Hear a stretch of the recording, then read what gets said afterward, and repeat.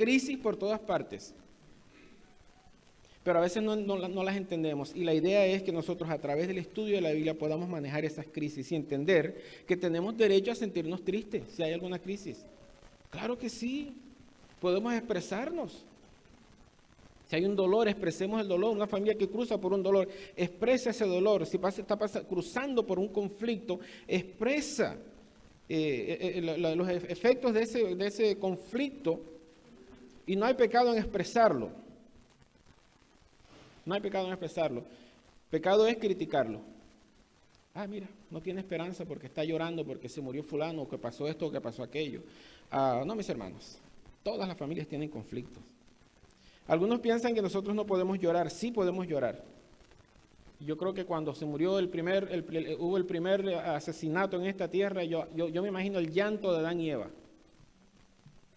¿Sí? ¿Recuerdan la historia de Adán y Eva? Caín mató a Abel. ¿Ustedes creen que esa es una crisis familiar? Yo creo que esa es la crisis de las crisis. ¿Cierto? Pero gloria a Dios que allí, en medio de esa crisis, estaba un Jesús diciéndole a ellos: yo estoy delante de ti, yo estoy contigo.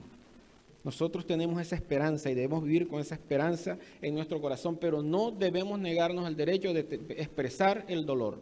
El ser humano puede y debe expresar el dolor y debe sacarlo del pecho. No podemos tampoco perpetuar el dolor. No caigamos en el otro lado, perpetuar el dolor. Una de las cosas que encuentro que a veces muchas personas hacemos es alargar el dolor más de lo que debería estar alargado. ¿Cierto? A veces estamos con unas caras tristes, vivimos damos lástima. Damos lástima. Mi gente, el dolor, como todo lo demás en nuestra vida, tiene fecha de vencimiento.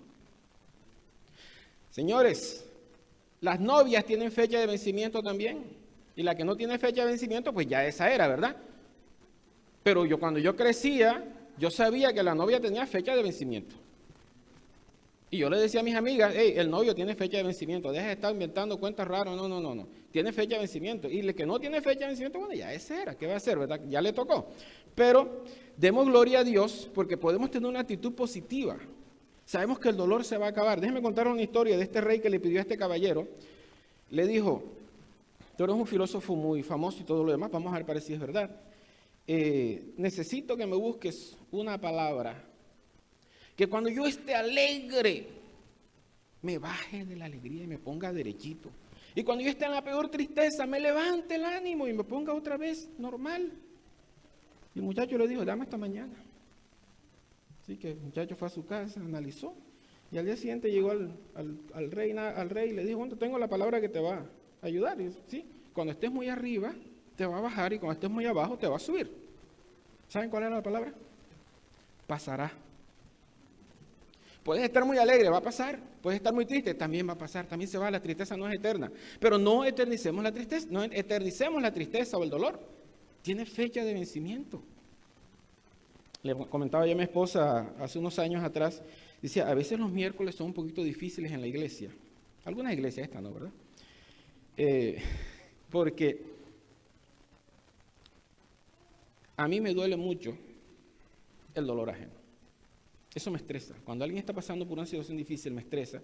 Y a veces los miércoles expresamos esas situaciones difíciles. Y yo le decía: lo que pasa es que hay personas que como que las crisis les duran mucho tiempo. O sea, duramos 6 meses viniendo a la iglesia y la persona está expresando el mismo dolor todo el tiempo, todos los miércoles. Ay, hermanos, ustedes saben, ay. Y como que, gente, cambiemos la historia. En mi tierra le decíamos: démosle vuelta al casete, ¿verdad? Vamos a cambiar el asunto. Todo termina, el dolor tiene que terminar. Exprésalo, pero sabes que tiene fecha de vencimiento. Las cosas se tienen que arreglar de una forma u otra. No nos dejemos caer por la tristeza. No permitamos que la crisis en el hogar salga de las paredes de nuestro hogar. Hay gente que sale de la casa con cara de trompa, decimos en mi tierra, ¿verdad? Salen cara de bulldog. O de, ¿qué será? A mí me parece que el perro más miedo le tengo es al pitbull. Ese animal le tengo porque he visto cosas, muchas cosas, y mi vecino tiene un pitbull y es bravo ese animal, ¿eh? Hay gente que sale con una cara así, de su casa. Digo, a veces uno como que está y se encuentra con esas personas y dice, uy, espérate, déjame, me cambio de carril y por si acaso no me vaya a morder, ¿verdad? O sea, qué tristeza que nosotros alarguemos la crisis, y muchas veces alargamos las crisis porque no sabemos comunicar. No sabemos comunicar. Alargamos las crisis porque hemos aprendido o nos han enseñado, o vienen desde atrás, que Dios nos va a bendecir si nosotros le lloramos. Si nosotros damos lástima, tenemos que darle lástima a Dios para que Él nos bendiga. ¿Será posible eso? Yo le digo a mis niños, los pecados tuyos fueron perdonados hace 2000 años atrás, no se te olvide nunca eso. Hermano, los pecados tuyos fueron perdonados 2000 años atrás y la solución a tu problema fue dada más de 2000 años atrás. ¿Cierto? Esa es la esperanza que debemos tener en nuestro corazón. No podemos estar demostrando un cristianismo tan barato. Tenemos un Dios fuerte, sí, lloremos, pero no alarguemos la crisis y no demos lástima. ¿De dónde viene esto? Nuestros niños, cuando están creciendo y cuando nosotros estamos creciendo, hay algo que los niños hacen, es llorar, ¿verdad? Y hay un problema, mientras más grita el niño, más rápido le solucionamos el problema. Vamos aprendiendo creciendo, vamos aprendiendo que el llanto y la letanía logran que nos atiendan nuestras necesidades. Le enseñamos eso al niño, ¿verdad? El niño aprende eso. Cuando el niño da lástima, de una vez vamos a socorrerlo. Cuando el niño llora, grita, muestra egoísmo, yo quiero lo que yo quiero y lo quiero ahora, enseguida vamos a socorrerlo, enseguida vamos a entregarle lo que el niño está pidiendo. Allí estamos aprendiendo y allí le estamos enseñando al niño cómo se va a comportar él frente a Dios. ¿Será que tienes que dar lástima para que Dios te atienda? ¿O debes mostrar fe para que la bendición llegue? Y todas las bendiciones que nosotros vemos en la Biblia llegaron por medio de la fe. Todas llegaron por medio de la fe, no por lástima, por medio de la fe. Entonces, si la fe es buena, practiquemos eso en nuestro hogar. Muchos cristianos que se visten de lástima han olvidado la fe y han olvidado el poder que Dios tiene en nuestras vidas. Dios es un Dios poderoso y no ha perdido ni una sola batalla. Por lo tanto, la crisis que tengo en mi hogar ya ha sido ganada porque Cristo ya la ganó. Déjenme comentarles algo. Hace unos días atrás estaba mirando alguien me mandó un video, de esos videitos que le mandan a uno. Usualmente yo no abro cositas que me manda, yo ya las voy borrando, pero me da miedo. No quiero que se me vaya a dañar ni el computador ni el celular, no le vayan a dar cositas. Pero hay cosas que, como que las veo seguras, digo, vamos a abrir esto, ¿de qué se trata? Abrí el video y aparecen dos jugadores de damas. ¿Alguien ha jugado damas aquí? ¿Saben cómo funciona la dama? Esas cositas y uno va tumbando las piezas y las va sacando. Y están los dos muchachos están jugando, y yo veo que uno de ellos le está dando una paliza al otro, pero una señora paliza. ¿Se me entiende lo que es la paliza? Le está ganando, pero eso era que él hacía un movimiento y el que estaba de aquel lado, pim, pam, pam, le quitaba la ficha. Hacía otro movimiento y pim, pam, pam, le quitaba la ficha. Hasta que el tablero quedó casi vacío, quedó una sola ficha y un solo movimiento. Una sola ficha y un solo movimiento. Pero la ficha llegó al final, se coronó como reina, no sé si me entienden los que hemos jugado eso, y con esa ficha coronada, la movió de tal manera que tuvo todas las fichas del enemigo y ganó con una sola ficha. Mis hermanos, Dios está dirigiendo nuestra vida y a veces lo que nosotros vemos que es pérdida, son movimientos de Dios que parece que estuviésemos perdiendo, pero Él está posicionando al enemigo de tal manera que con la última ficha tumba todas las demás fichas. Me quedé admirado y dije, wow, tremendo. inmediatamente dice la aplicación, wow, así es como trabaja el Señor. A veces pensamos que estamos perdiendo. A veces pensamos que el Señor a propósito nos coloca en situaciones, y creo que sí es así, nos coloca en situaciones a propósito, porque Él quiere que nosotros tengamos la corona de la vida.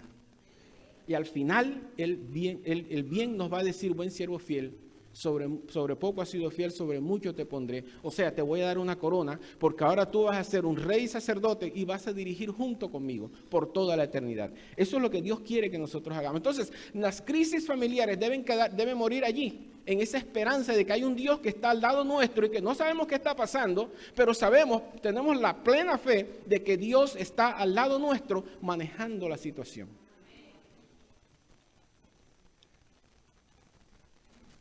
La bendición viene, mis hermanos, en respuesta a la fe ejercida. No en respuesta a llantos, ni a gritos, ni a enojo como los niños. No, respuesta a una fe que nosotros ejercemos. Esa es la fe que Dios espera de nosotros. Esa es la fe que mueve la mano de Dios. Y podemos ver esto claramente. ¿Recuerdan el ciego Bartimeo? ¿Qué le dijo él? Tu fe te ha salvado. Eso está en Marcos 10:52. María le dijo también, tu fe te ha salvado, Lucas 7:50. También tenemos el caso de la señora esta, recuerdan que duró 12 años enferma. ¿Qué cosa, verdad? Sí, tenía un flujo, 12 años, había gastado toda su fortuna. Y ella se deslizó entre las personas y tocó el manto y fue sanada. Dios tomó tiempo para regresarse, buscarla en medio de la multitud, para dejarle saber que a ella la había salvado su fe. Marcos 5:34, ahí él le dice a ella, tu fe te ha sanado.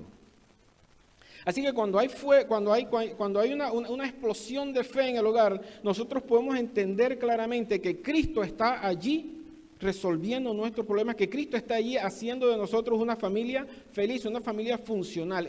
Solamente un hogar en Cristo puede tener una familia funcional, puede ser una familia linda, porque recordemos que las familias dan un testimonio en los vecindarios. Y pareciera que no, pero todos los vecinos tuyos saben lo que tú estás haciendo. No les estoy diciendo que son chismosos, nada más estoy diciendo que ellos saben lo que tú haces. Ellos te ven salir los sábados con la Biblia. Ellos te ven subirte a tu carro. Ellos ven cómo tratas a tu esposa, caballeros. Ojo. Ellos ven cómo la esposa trata al caballero, cómo trata a su esposo con respeto. ¿Sí? Los vecinos saben todo eso. Hay algo en una familia bien establecida. Hay en una familia que está mostrando fe y beneficia a tu vecindario. Mis hermanos, cuando nosotros no sabemos manejar conflictos y salimos gritando a la calle y salimos gritándonos el uno al otro y gritando a los niños gritándose entre ellos, damos un mal testimonio. No le estamos haciendo un bien a este mundo con una familia que no tiene fe y no coloca sus conflictos en las manos de Cristo para que los conflictos se deshagan solitos y no afecten a la gente que nos está mirando, al mundo. Somos un testimonio. Las familias son un testimonio. Por lo tanto, el conflicto debe quedarse en la familia y debe ser resuelto ¿por quién? Por Cristo Jesús. Notemos, por ejemplo, algo. Conflicto grande. ¿Recuerdan a Abraham? Vamos a cruzar un poquito rápido porque me dijeron que a las 12 nos teníamos que ir. Faltan 15 todavía, creo, por ahí. ¿Recuerdan a Abraham? Todos conocemos la historia de Abraham, ¿verdad? Abraham estaba viejito, Dios le prometió un hijo, y le dijo a Eva Sara iba a estar embarazada, al año ya Sara estaba cargando un bebé, y luego después, más adelante, Dios le pide que sacrifique a ese niño. Y mira las palabras que Dios utiliza. Dios le dice, a ese hijo al que amas, a ese me lo vas a sacrificar a mí, porque es que habían dos hijos, Habían dos. Él dijo, a ese al que vas a sacrificar, al que yo te di, no al que tú inventaste, no, al que yo te di. Dios le dice a Abraham, dame a ese al que tú amas.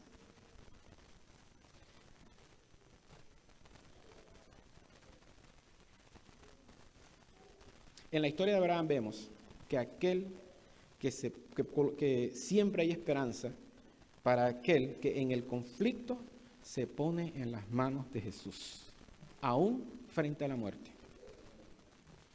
Aún frente a la muerte. Esta historia nos da lo siguiente, por ejemplo, nos muestra que un conflicto, mis hermanos, puede no ser tan malo como nos lo imaginamos. A veces nuestra mente va mucho más allá y agrandamos las cosas más de lo que debemos agrandarlas. Segundo, puede ser la oportunidad, el conflicto familiar, un conflicto familiar o no, dentro de un conflicto, puede ser la oportunidad de Dios para trabajar en los cambios de nuestro carácter y esto beneficia a todas las partes involucradas. ¿Recuerdan la historia que les di de las damas? Pareciera que estuviéramos perdiendo, pero todas las partes fueron beneficiadas, toda la familia es beneficiada. Puede ser la salvación para toda la familia y no solo para una sola persona. Toda la familia puede ser salva mediante un conflicto. Y conozco historias. Una vez viajé a Colombia hace años atrás y al día siguiente estaba asistiendo al velorio de una muchacha. Murió, había muerto en esos días, en esa semana. Y increíble, no quiero decir que la gente tenga que morir, pero debido a esa crisis, debido a esa muerte, la familia entera vino a los pies de Jesús. Ella era la única adventista de su familia. Hoy toda la familia adora. Entonces, toda la familia se vio beneficiada. ¿Saben qué? Se van a encontrar en la tierra nueva. Van a caminar por toda la eternidad juntos. Y no va a haber más tristeza y no va a haber más dolor. Un conflicto puede ser el encuentro. Puede ser que allí en el conflicto nos encontremos con Jesús en la cruz del Calvario.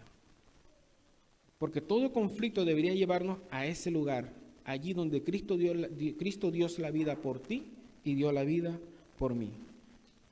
Entonces no creamos que vamos a conmover a Dios con lástima, porque ya Dios nos lo dio todo.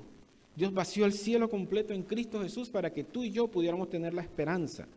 No prolonguemos las crisis. Abraham no extendió la crisis. Usted no vio a Abraham. Yo leí la historia. Y yo no encuentro a Abraham quejándose en ningún momento. Leí también el Espíritu de Profecía, en ningún momento habla de quejas, de que Abraham estaba alargando la crisis. Por el contrario, él vivió la crisis siempre con la esperanza de que algo iba a hacer Dios. Y él lo muestra en lo que él dice, aquí va a ocurrir algo. No era fácil para Abraham. Y además de que le llega la noticia, todavía tuvo que esperar 3 días, porque duraban 3 días para llegar al Monte Moria. 3 días. Así que le llegó la mala noticia. Yo estoy seguro que esa noche el hombre no durmió pensando en el asunto. Y yo sé que no durmió. Porque yo tengo un hijo. Y que me digan a mí, hoy tienes que sacrificar al muchacho. Ay, madre mía. ¿Cierto? Pero Dios le dijo, y él esa noche tuvo que estar tranquilo. No durmió, yo estoy seguro que no durmió. Como padre puedo decirlo, puedo asegurarlo. Sin embargo, le tocaba esperar 3 días más con eso en el corazón, con ese mandato, y tenía que cumplir el mandato.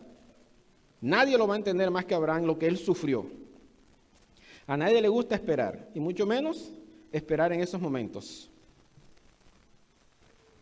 Aquí es cuando un versículo como este, hermanos míos, tened por sumo gozo cuando os encontréis en diversas pruebas, sabiendo que la prueba de vuestra fe produce paciencia.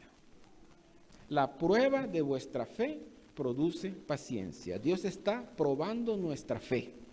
Dios está probando a ver de qué estamos hechos, a ver cómo estamos.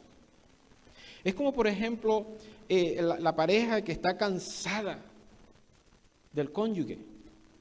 He escuchado de personas que dicen, yo quisiera como que ya mandárselo a Dios para que se encargue Dios de él, porque es que ya esto me tiene aburrido o me tiene aburrida.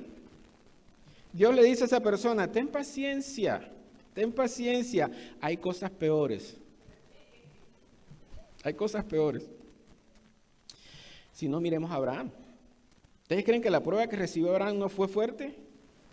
Tenía que ir hasta el monte Moría 3 días de camino, soportando la peor angustia que algún ser humano podría soportar. Y lo peor del caso es que no se podía desahogar con nadie. Él no le podía decir a Sara que iba a matar a su muchacho en la Monte Moria, ¿verdad que no? Imagínense. No salía el muchacho de la casa. Es más, Sara no lo iba a dejar salir. Es más, Abraham no salía esa noche de la casa. Tampoco le podía decir a los sirvientes, no podía hablar con nadie. Tuvo que tragársela solito. Isaac no sabía qué estaba pasando. Imagínense a Isaac. Yo me pongo a pensar en Caleb conmigo, en una situación parecida. Yo con esa tristeza por dentro, llevando a mi hijo al monte Moria, que entre otras cosas debemos llevar a nuestros hijos al monte de Sión. No es la misma situación, pero llevarlo a él. Yo imagino a mi hijo hablando conmigo. Hay un burro, hay 2 sirvientes o 3, qué sé yo cuántos, leña encima del burro y vamos caminando, 3 días de camino. Y mi muchacho no sabe qué es lo que va a pasar, él sabe que vamos a hacer un sacrificio. Hasta ahora, mi muchacho no se ha dado cuenta que no hay una oveja por ningún lado. Pero él va tranquilo con su papá. Caleb me dice algo, y yo estoy seguro que probablemente Isaac lo dijo. Él me dice, papi, yo quería decirte, y eso es cuando no tiene nada que decir, pero él quiere decirme algo porque él quiere hablar con su papá. Así que yo imagino que Isaac era lo mismo, él quería hablar con su papá. Yo imagino a Isaac hablando, conversando, qué sé yo, mostrándole, ¿verdad? Mira, papito, qué lindo está aquello, total, historias. Y Abraham no se perdía ninguna de las palabras de Isaac. Es interesante que en medio de una crisis tienes que aprender a escuchar a tu familia, aun cuando tengas la crisis más grande. Hay que escuchar a los nuestros, a mami, a papi, al hijo, a la esposa, al esposo. Aprendamos a comunicar. Necesitamos escuchar. Abraham estaba escuchando a su hijo allí, corriendo alrededor del burro, qué sé yo, el muchacho tendría unos 15, 16 años, no sé, ya era un muchacho grande. Muy pocos se dan cuenta del valor que tiene el conversar asertivamente con los demás cercanos y solo le prestan atención cuando están a punto de perderlos para siempre. Tengo un amigo, hace rato que no lo veo, pero él me decía, Damaso, pero es que yo la amo, a la esposa, divorciándose estaba de ella. Ya ella no lo aguantó más. Porque no le puso atención. Todo era más importante que su esposa. Hasta el momento en el que ella dijo hasta aquí y se acabó ese matrimonio. Pero en ese momento, cuando ya no hay más nada que hacer, entonces es cuando quiero escuchar y quiero hacer las cosas bien. No. Las historias bíblicas nos dicen, Dios nos cambia nuestro carácter, conversemos, hablemos. ¿Qué conversarías tú con tu esposa, con tu hijo, con tu hija, con tu padre, con tu madre, con quien sea, si supieras que le quedan 3 días de vida? Ponte a pensar, mi esposa, 3 días de vida. ¿Qué podría conversar yo con ella? ¿De qué hablarías? ¿De sus necesidades? ¿La escucharías o lo escucharías? ¿Le dirías que lo amas? ¿Escucharías sus sueños? O quizás estaríamos concentrados de pronto en lo que tú quieres conseguir. Yo creo que en ese momento el egoísmo se termina, ¿verdad que sí? Ante la muerte. En medio de la crisis debemos tratar de entender a la otra persona. Aquí es donde toma valor el dicho ese de colocarse en los zapatos ajenos. A veces no vemos el punto de vista de la otra persona. Nos concentramos en lo mío nada más. Yo sé lo que quiero. Yo sé que tiene que ser así porque así es. Y dejamos de escuchar el punto de vista de la otra persona. Quizás si escucháramos un poquito más, las crisis serían mucho menor. Aprendamos a escuchar. Aprendamos a escuchar al cielo. Aprendamos a entender a la otra persona antes de emitir un juicio. Comunicación. Y así quiere Cristo que nosotros seamos con Él. Muchas veces no entendemos a Jesús. Y muchas veces peleamos con Él cuando estamos en ese tablero de damas y estamos viendo que la batalla se está perdiendo y peleamos con Jesús y le decimos a Él, pero tú no eres el Dios de dioses y Señor de señores, tú no eres el Todopoderoso, ¿cómo es posible que esto esté ocurriendo? Cuando lo que necesita Dios es que hablemos con Él y le mostremos la misma fe que Abraham mostró. Hablar con Él, Él quiere que hablemos con Él. Quizás la crisis quiere generar eso, que tengas una comunicación más cercana a Él, a tu Dios. Él siempre está esperando para hablar con nosotros, siempre. No lo defraudemos. Esperar puede ser difícil, pero Dios quiere que nosotros aprendamos a tener paciencia. El ponernos tristes y perpetuar la tristeza nunca solucionó ningún problema.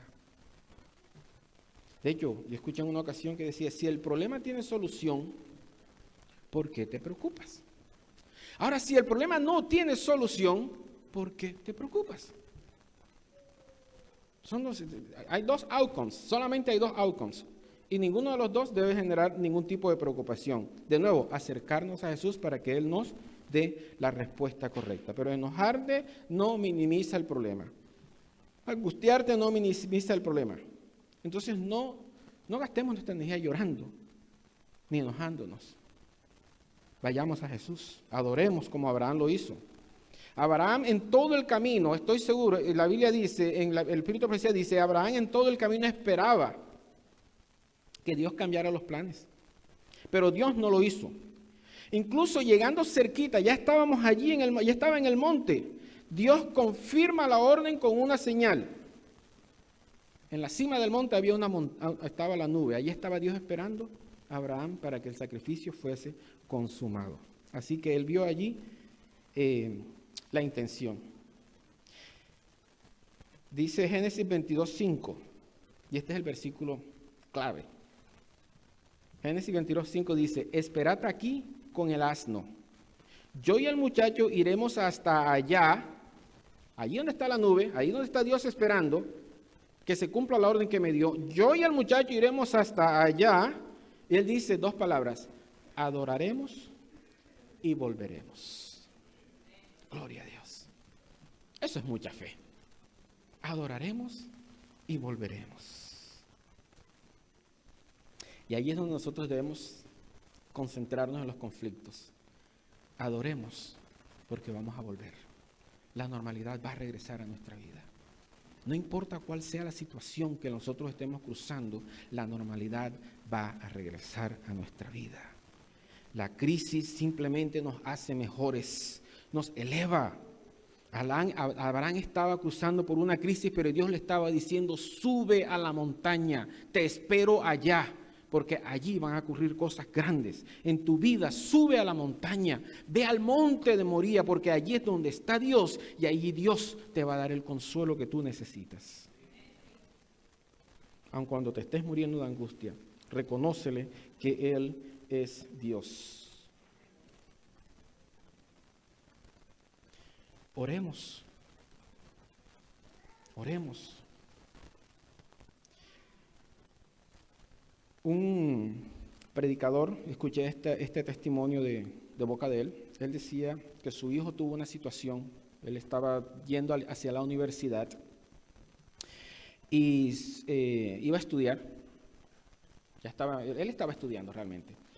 Pero el hijo, cuando ellos llegan, se hospedan en una de las casas de la universidad, en uno de los complejos, desarrolla una enfermedad extraña, una enfermedad bien extraña, del corazón. Y también tenía un soplo y total, el muchacho estaba bien mal. Así que empieza la lucha de su familia, no hay médicos en ese lugar, tiene que trasladarse de ese lugar a otro lugar.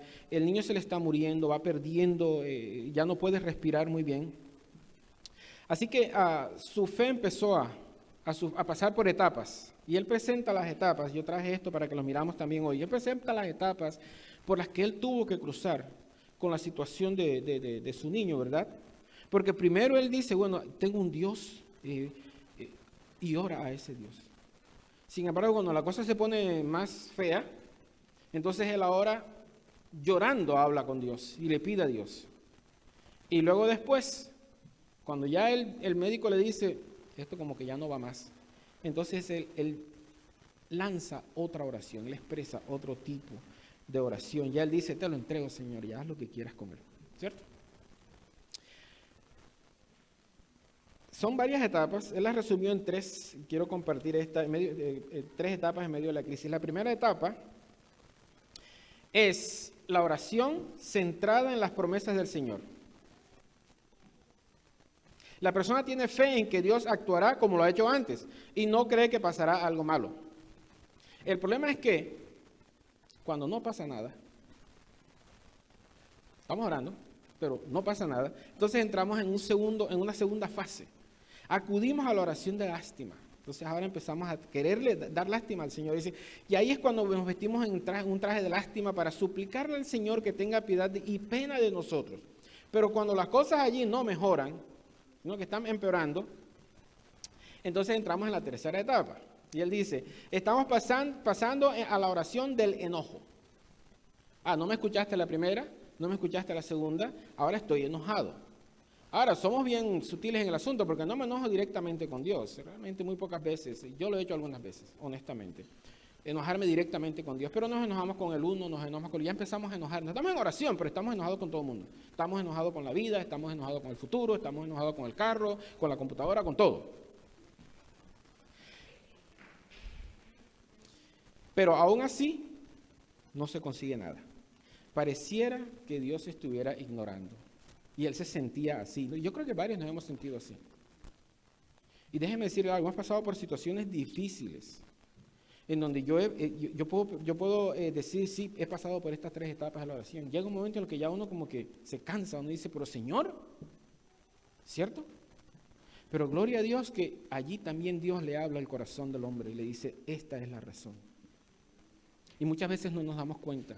Quizás lo que está ocurriendo es para el beneficio de otra persona, no necesariamente para el beneficio tuyo, aunque todos somos beneficiados. Pero qué bueno que Dios pone a otra persona en primer lugar también. ¿Sí? La crisis llega, nos quejamos, pero déjeme dar este ejemplo. El caballero llega y le dice a Dios, ¿hasta cuándo? Pasando por una situación difícil, no tiene dinero, ¿hasta cuánto viviré en una miseria? Me estoy esforzando, tú sabes que me estoy esforzando, ¿hasta cuándo voy a estar en esta miseria? Y el Señor le dice, ¿hasta cuándo tu felicidad va a depender del dinero que tengas en tu bolsillo? Y a veces nos concentramos en eso, Le pedimos al Señor y el Señor nos dice eso, ¿hasta cuándo la felicidad depende de lo que está en tu bolsillo? ¿Dónde tienes tus prioridades? ¿Hasta cuándo tu fe dependerá de las garantías que yo te doy? Después de reflexionar, este hombre dice, ¿verdad?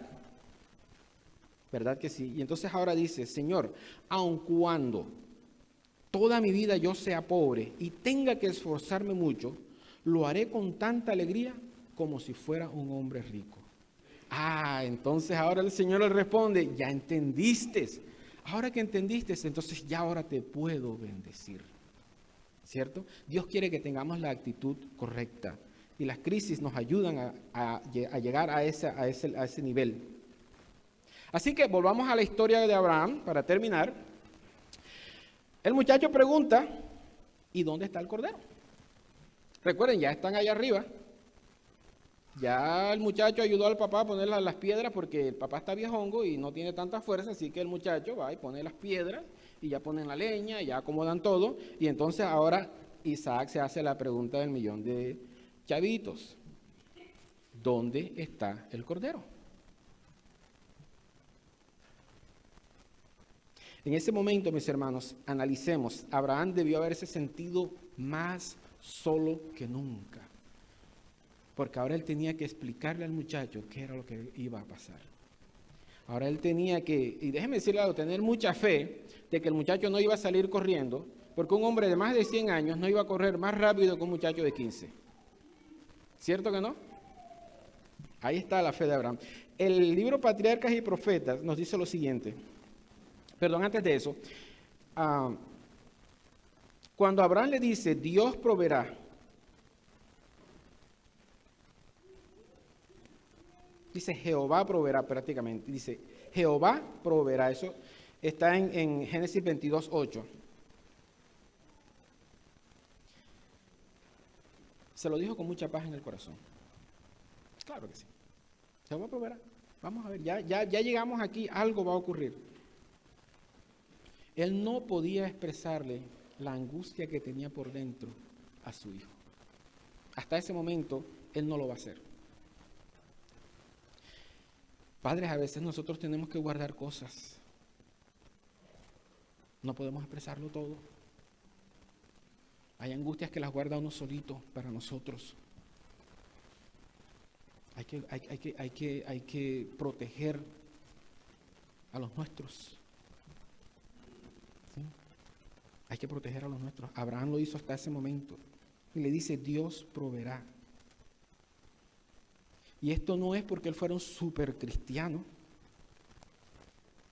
Él es un padre doliente que se traga las lágrimas en medio de su conflicto para mantener su fe incólume y no extenderle agonía a su hijo. Ahí estaba él con ese peso en el corazón, pero el niño todavía está tranquilo. Mientras subían la montaña, el corazón de Abraham se sentía más pesado. Se sentía solo, estoy seguro que se sentía solo.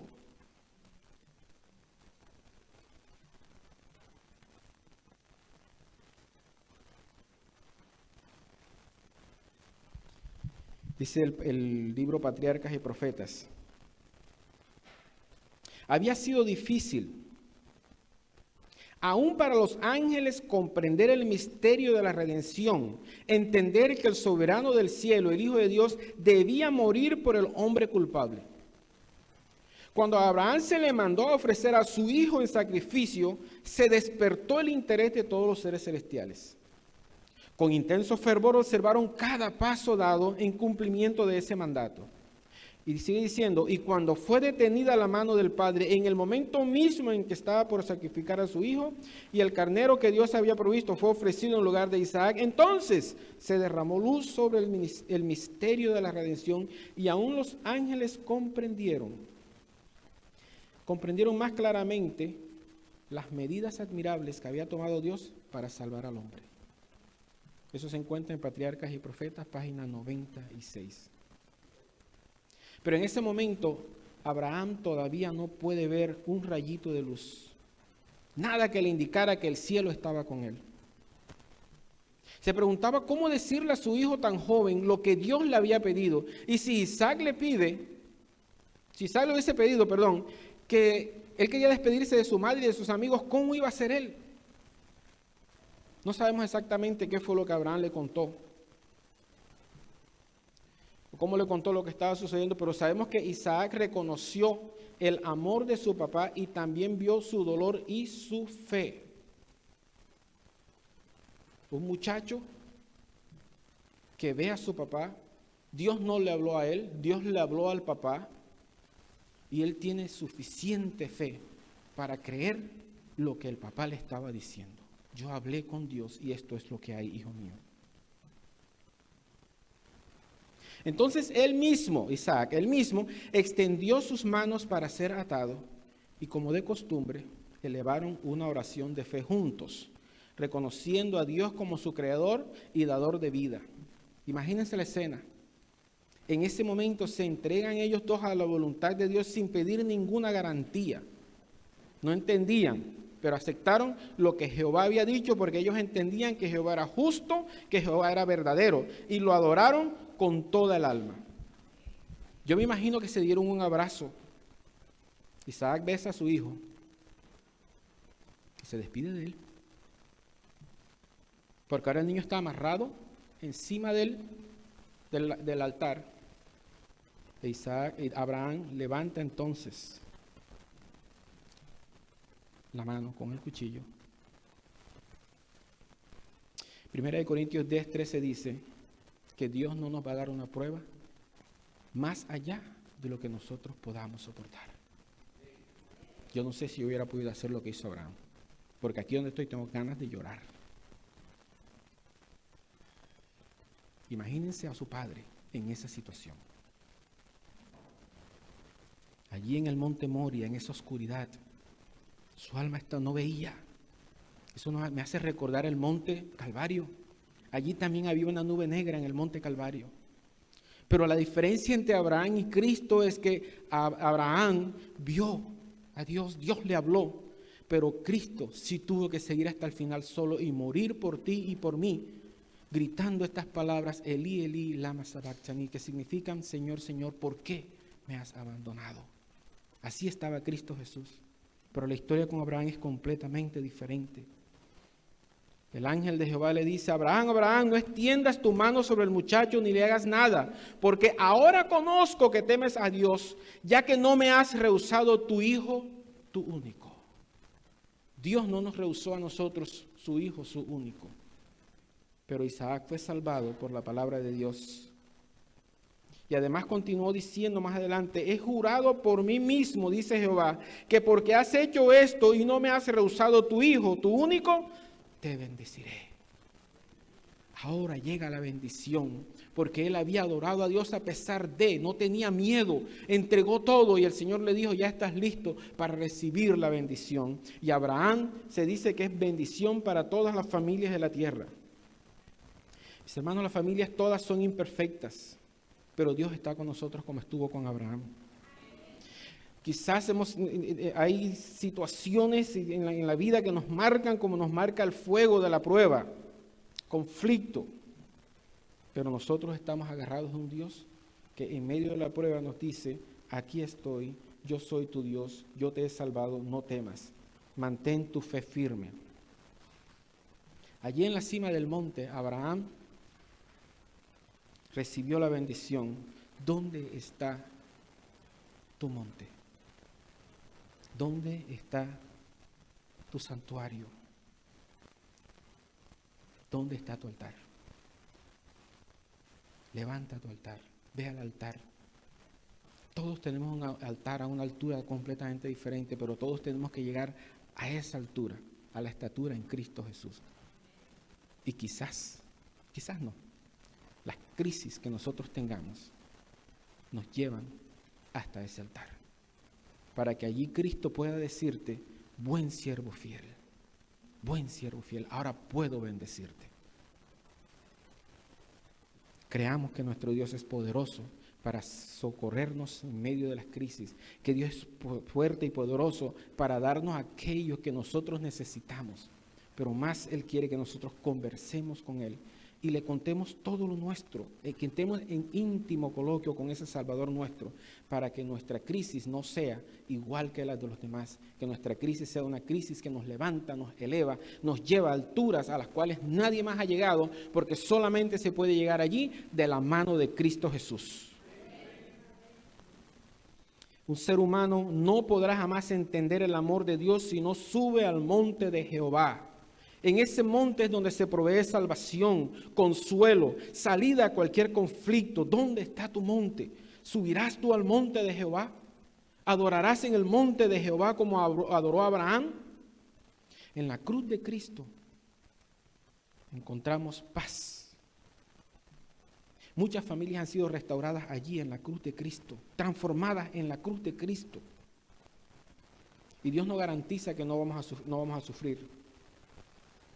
Pero sí garantiza que si avanzamos por la fe, recibiremos la bendición de su gracia. Todo conflicto debe hacerte más fuerte.